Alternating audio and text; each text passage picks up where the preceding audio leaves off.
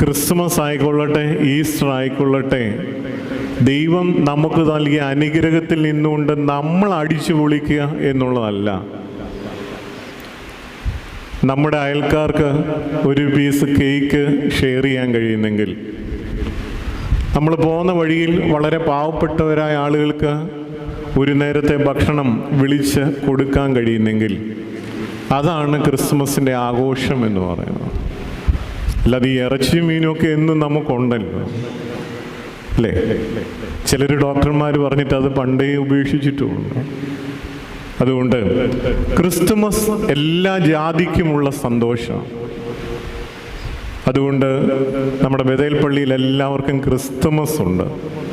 ആഘോഷങ്ങൾ വേണോ വേണ്ട എന്നുള്ളത് അവരവരുടെ വ്യക്തിപരമായ താല്പര്യങ്ങൾ. പലപ്പോഴും വർഷങ്ങൾക്ക് ശേഷം കടന്നു വരുന്ന മക്കളുണ്ടാവാം, ദൂരസ്ഥ